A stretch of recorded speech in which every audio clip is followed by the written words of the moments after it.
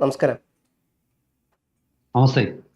സാധാരണ ബോംബുകളിൽ നിന്നും വ്യത്യസ്തമായി ഒരു ഗൈഡിംഗ് ബോംബ് ഇന്ത്യ എന്താ പറയുക വിക്ഷേപിക്കുന്നു, അല്ലെ ഇന്ത്യ അത്തരത്തിലുള്ള ഒരു ഗൈഡിംഗ് ബോംബ് ഡെവലപ്പ് ചെയ്യുന്നു എന്നുള്ള വാർത്ത വരുന്നത്. താര എന്നാണ് നിലവിൽ പേരിട്ടിട്ടുള്ളത്.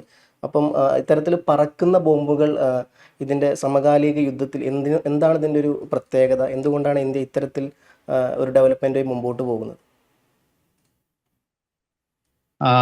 താര അഥവാ tactical advanced range augmentation glide bomb kit. Tara kit എന്ന് പറയുന്ന ഒരു കിറ്റ് ഇന്ത്യയുടെ DRDO വികസിപ്പിച്ചെടുത്തിരിക്കുകയാണ്. ഇത് എന്താണ് ഇതിന്റെ പ്രസക്തി? എന്താണ് ഈ tactical advanced range augmentation tool kit? ഈ ടൂൾ കിറ്റ് സാധാരണ ബോംബുകൾ ഇതുമായിട്ട് ഘടിപ്പിക്കുമ്പോൾ ഇത് മിസൈൽ പോലെ പറക്കും. അതായത് ഈ ടൂൾ കിറ്റിന് ഒരു പ്രൊപ്പല്ലൻ്റ് ഉണ്ട്. ഈ ടൂൾ കിറ്റില് കമ്മ്യൂണിക്കേഷൻ ആയിട്ട്, അതായത് സാറ്റലൈറ്റ് വഴി കമ്മ്യൂണിക്കേറ്റ് ചെയ്യാൻ പറ്റുന്ന ഒരു ഓൺ ബോർഡ് കമ്പ്യൂട്ടർ ഉണ്ട്. ഇത് ടാർഗറ്റ് കണ്ടുപിടിക്കാനുള്ള സംവിധാനങ്ങളുണ്ട്. ചെറിയ റഡാറുകൾ അല്ലെങ്കിൽ സെൻസറുകളുണ്ട്. റഡാർ എന്ന് പറയുന്നത് നമ്മൾ വേറൊരു അർത്ഥത്തിൽ ഞാൻ പറഞ്ഞു, അത് സെൻസറുകൾ എന്ന് വേണമെങ്കിൽ നമുക്ക് പറയാം. അപ്പോൾ ഇതൊരു എയർ ടു സർഫസ് മിസൈൽ പോലെ ഒരു ബോംബിനെ മാറ്റിയെടുക്കുക. സാധാരണഗതിയിൽ യുദ്ധവിമാനങ്ങൾ ലക്ഷ്യസ്ഥാനത്തിന്റെ മുകളിലോ അതിന്റെ തൊട്ടടുത്തോ എത്തിയിട്ട് ഈ ബോംബുകൾ താഴേക്ക് വർഷിക്കുകയാണ് ചെയ്തത്. അത് ഗ്രാവിറ്റി മൂലം ബോംബ് താഴെ വന്നിട്ട് ലക്ഷ്യസ്ഥാനത്ത് വീണിട്ട് അത് പൊട്ടിത്തെറിക്കുന്നു. അതാണ് സംഭവിക്കുന്നത്. പക്ഷെ ആധുനിക യുദ്ധവിമാനങ്ങൾക്ക് ലക്ഷ്യസ്ഥാനത്തിന്റെ അടുത്തൊന്നും എത്താൻ പറ്റില്ല. കാരണം ഇന്ന് ഇപ്പൊ ഇന്ത്യയെ സംബന്ധിച്ച് ഇന്ത്യയുടെ ശത്രു രാജ്യങ്ങൾ എന്ന് പറയുന്നത് പാകിസ്ഥാനും ചൈനയുമാണ്. ഈ ചൈന ലോകത്തിലെ രണ്ടാമത്തെ വലിയ ശക്തിയാണ്. ഏതാണ്ട് റഷ്യയെ മറികടന്നു എന്ന് തന്നെയാണ് ഞാൻ കരുതുന്നത് പല കാര്യങ്ങളും. അല്ലെങ്കിൽ സംയുക്തമായിട്ട് റഷ്യയുമായിട്ട് അമേരിക്ക കഴിഞ്ഞാൽ ലോകത്തിലെ രണ്ടാമത്തെ വലിയ ശക്തി. അതല്ലെങ്കിൽ ചില അർത്ഥത്തിൽ അമേരിക്കക്കാ മുന്നിലാണ്. പാകിസ്ഥാന് ഈ ഒന്നാമത്തെ വലിയ ശക്തിയായ അമേരിക്കയുടെയും രണ്ടാമത്തെ വലിയ ശക്തിയായ ചൈനയുടെയും സഹായം ഒരുപോലെ ലഭിക്കുന്ന ഒരു രാജ്യമാണ്. പാകിസ്ഥാന് മറ്റു പല രാജ്യങ്ങളെ അപേക്ഷിച്ച് പാകിസ്ഥാൻ സൈന്യം ആധുനികവൽക്കരിക്കപ്പെട്ട സൈന്യമാണ്. പ്രത്യേകിച്ച് പാകിസ്ഥാന്റെ വ്യോമസേന. കരയുദ്ധത്തിലൊക്കെ അവർ വളരെ പിന്നിലാണ്, കടലിലും അതെ. പക്ഷെ വ്യോമസേന അങ്ങനെയല്ല. പാകിസ്ഥാൻ വ്യോമസേന ആധുനിക സംവിധാനങ്ങൾ എല്ലാം തന്നെ അവർക്കുണ്ട്. അത് ഇന്ത്യയെ ചെക്ക്മേറ്റ് ചെയ്യാനായിട്ട് അമേരിക്കയും ചൈനയും അവരെ ആയുധമണിയിച്ചിരിക്കുകയാണ്.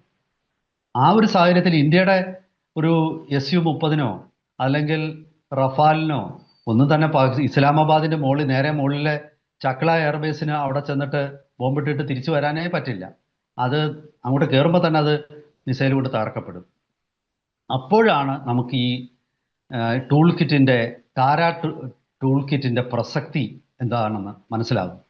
ഈ ടൂൾ കിറ്റ് ഉപയോഗിച്ച് ബോംബ് വർഷിക്കുമ്പോൾ ശരിക്കും ഇതൊരു മിസൈൽ ആയിട്ട് ഈ ബോംബ് മാറുകയാണ്. അതായത് ഇതിന് ചിറകുകൾ ഉണ്ടാവും. ചിറകുകൾ ബോംബിൽ ഘടിപ്പിക്കുന്നു. അതുപോലെ തന്നെ ഞാൻ ഈ പറഞ്ഞ ഗൈഡൻസ് സംവിധാനം പെട്ടെന്ന് തന്നെ ഇത് മനുവറബിൾ ആകുകയാണ്. അതായത് ഞാൻ പറഞ്ഞല്ലോ, ഇതിലെ ഓൺബോർഡ് കമ്പ്യൂട്ടർ ഉപയോഗിച്ച നാവിഗേഷൻ GNSS-ഉം GPS-ഉം ഉപയോഗിച്ച് ഇതിനെ നമുക്ക് ഗൈഡ് ചെയ്യാവും ബോംബിന്. ശരിക്കും പുതിയ ഒരു മിസൈൽ ഉണ്ടാക്കുന്നതിന് പകരം നമ്മുടെ കൈവശമുള്ള ഒരു ബോംബിനെ മിസൈലാക്കി മാറ്റുന്ന ഒരു സംവിധാനമാണ് ഈ ടൂൾ കിറ്റ്. അമേരിക്ക ഇത് വികസിപ്പിച്ചിട്ടുണ്ട്. അതുപോലെ തന്നെ റഷ്യ വികസിപ്പിച്ചിട്ടുണ്ട്. അതുപോലെ ചൈനയ്ക്കുമുണ്ട്. ഇങ്ങനെ 3 രാജ്യങ്ങളാണ് ഇത്തരം ടൂൾ കിറ്റുകൾ വികസിപ്പിച്ചിരിക്കുന്ന രാജ്യങ്ങൾ. ഇതിന്റെ ഗുണമെന്ന് പറഞ്ഞാൽ ഇതൊരു സ്റ്റാൻഡ് ഓഫ് വെപ്പൺ ആക്കി ബോംബിനെ മാറ്റിയെടുക്കുക. സ്റ്റാൻഡ് ഓഫ് എന്ന് പറഞ്ഞാൽ ദൂരെ നിന്നും പ്രയോഗിക്കാൻ പറ്റുന്ന ഒരു ആയുധമായിട്ട് ഒരു ബോംബിനെ മാറ്റിയെടുക്കുന്നു എന്നുള്ളതാണ്. അത് ഇപ്പൊ ഉദാഹരണത്തിന് ഞാൻ പറഞ്ഞല്ലോ അമേരിക്കയ്ക്ക് ഉണ്ടെന്ന്. അമേരിക്കയുടെ ഈ ടൂൾ കിറ്റിന് പറയുന്നത് JDAM എക്സ്റ്റൻഡഡ് ER എന്നാണ്. റഷ്യയുടെ UMPC എന്നാണ് അതിന് പറയുന്നത്. ചൈനയുടെ LS സീരീസ് എന്ന് പറയുന്ന ഒരു ടൂൾ കിറ്റാണ്. ഇതൊക്കെ തന്നെ 200 കിലോമീറ്ററോളം അകലെ നിന്നുകൊണ്ട് ഈ ബോംബ് നമുക്ക് വിക്ഷേപിക്കാം.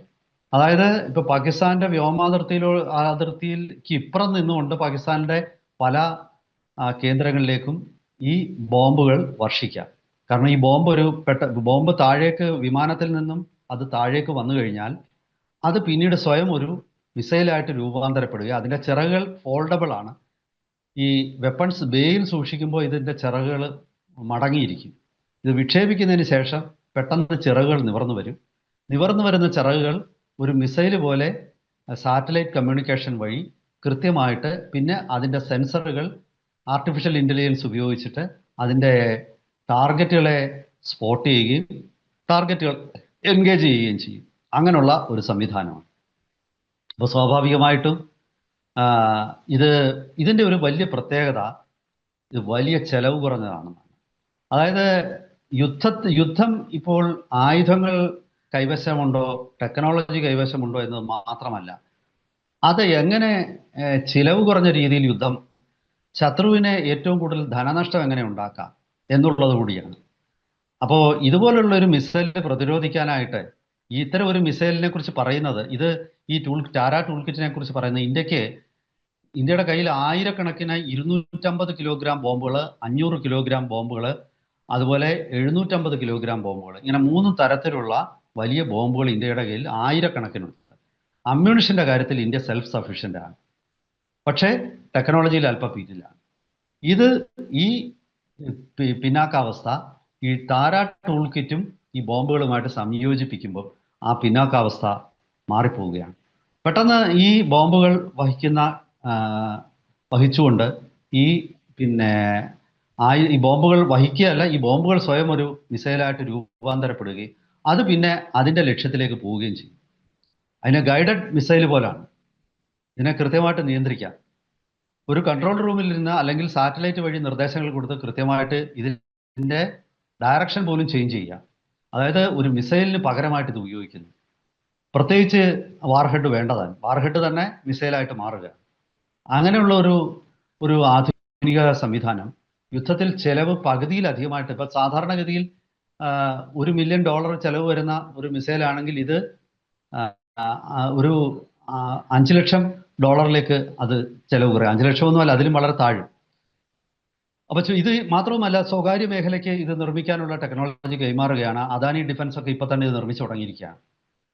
അങ്ങനെ നമ്മുടെ കൈവശമുള്ള ആയുധങ്ങൾക്ക് ഒരു ഫോഴ്സ് മൾട്ടിപ്ലയർ എന്ന രീതിയിലേക്ക് ഉപയോഗിക്കാൻ പറ്റുന്ന ഒരു സംവിധാനമാണ് ഈ ടാര ടൂൾ കിറ്റ്.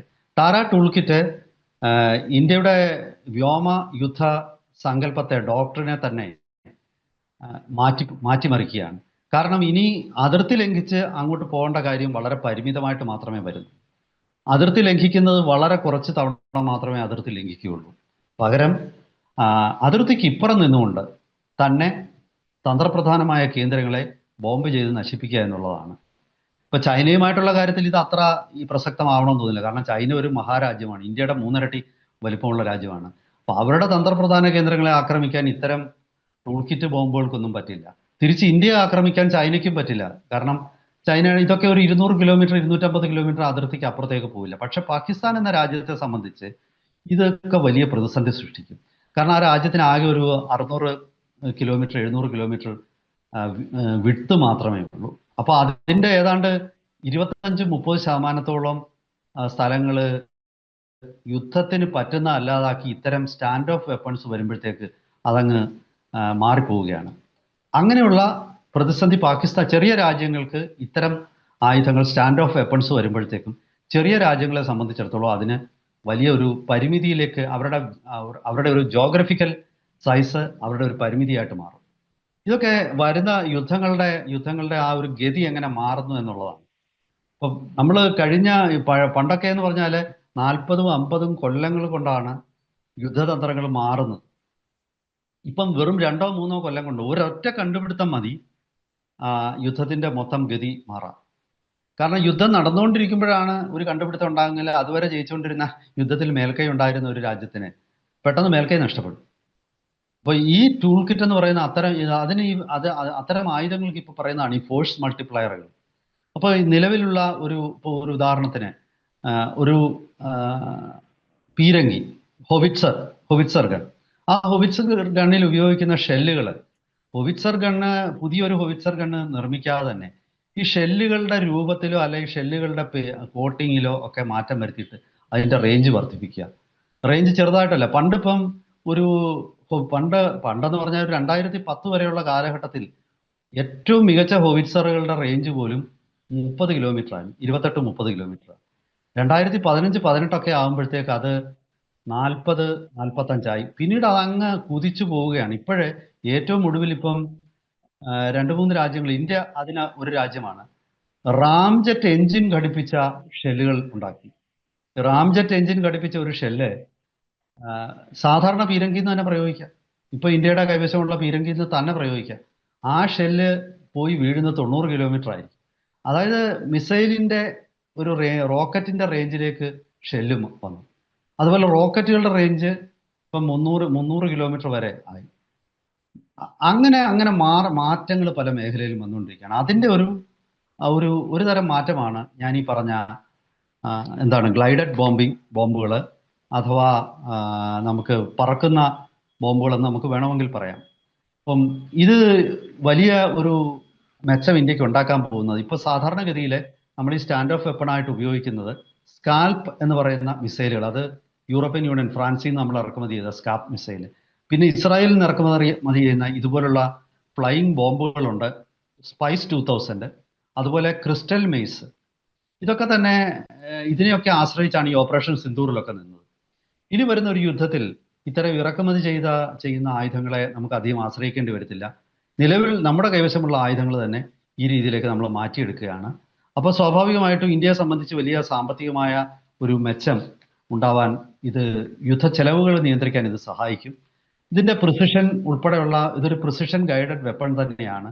വളരെ കൃത്യമായിട്ട് വളരെ ചെറിയ സർക്കുലർ എറർ പ്രോബബിലിറ്റിയോടുകൂടി വിക്ഷേപിക്കാൻ പറ്റുന്ന ഇത്തരം ആയുധങ്ങൾ വരും ദിവസങ്ങളിൽ ഇന്ത്യ പാകിസ്ഥാൻ യുദ്ധത്തിന്റെ സ്വഭാവത്തെ തന്നെ മാറ്റിമറിക്കുകയാണ്.